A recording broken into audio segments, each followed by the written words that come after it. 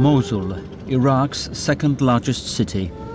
Since the ousting of Saddam Hussein's regime in 2003, its inhabitants have been trapped amid constant sectarian violence. Ubiquitous military checkpoints and shattered infrastructure make everyday tasks difficult. For the Chaldean Archbishop Mosul Emil Shimoun Nona, this harsh reality has not deterred him from serving those faithful who still remain. Io sempre cerco di fare quello che la gente anche fa, di non avere. I always try to do what my people are doing and not have a different path, not travel a different route. We have to be like our faithful, our people. Live the everyday, go to work, return, go to school.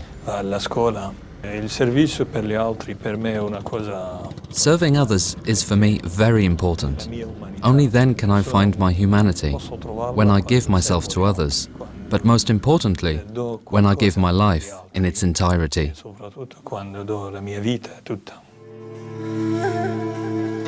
Christianity has been present in Mosul since the 1st century, long preceding the arrival of Islam.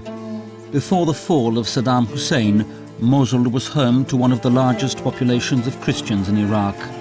Some 35,000 Christians lived side by side with Muslims. Today these numbers have dwindled to roughly 3,000. Systematic attacks, like the 2004 bombing of the Chaldean bishop's residence, have left this ancient community in ruins.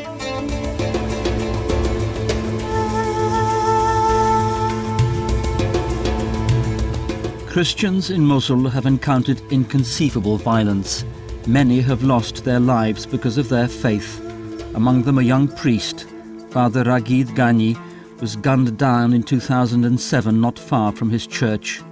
In March 2008, Archbishop Nona's predecessor in Mosul, the Most Reverend Paulos Farairajo, was kidnapped and murdered by Islamic extremists. Father Pios Affas was born and raised in Mosul. In 2007, he and another priest were kidnapped at gunpoint by 4 young men. La première chose qu'on a fait, c'est qu'on s'est donné l'absolution. The first thing we did was to give each other the sacrament of reconciliation. For my young friend, it was the first time he had confessed another priest. I also gave him confession as we prepared to die.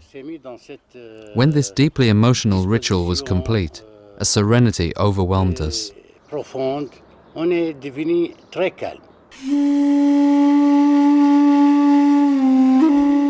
Father Pios Affas and his colleague were released 9 days later after a ransom had been paid. Money, however, is not the leading motive for the atrocities carried out against Mosul's Christians.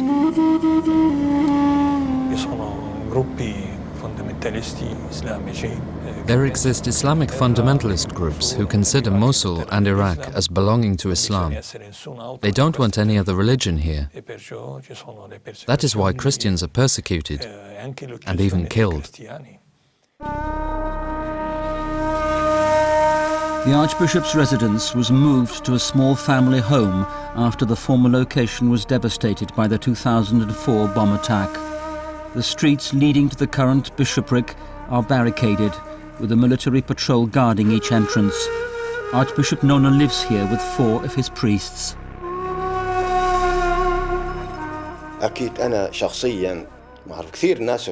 So far, there are many people who ask me, "Are you still in Mosul?" I say yes, because of my faith, my feelings, and my duty. I can feel the need of the people for a priest. Our presence is a strength for people and fills their hearts with comfort and encouragement. I am witness to this by my visits to the people in every church I serve. For Archbishop Nona and his priests, it is difficult to talk of the future.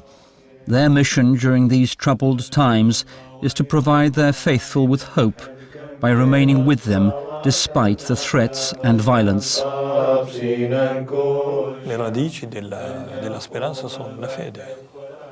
At the root of hope is faith, Our Christian faith always gives us hope where there is pain. In darkness, there is always a light somewhere. There is always hope. We are filled with hope that the Lord is with us, that our Christian life and that our faith deserves this kind of sacrifice. Our Christian faith is, according to us, our life. It is everything to us. Secondo noi la nostra vita è tutta.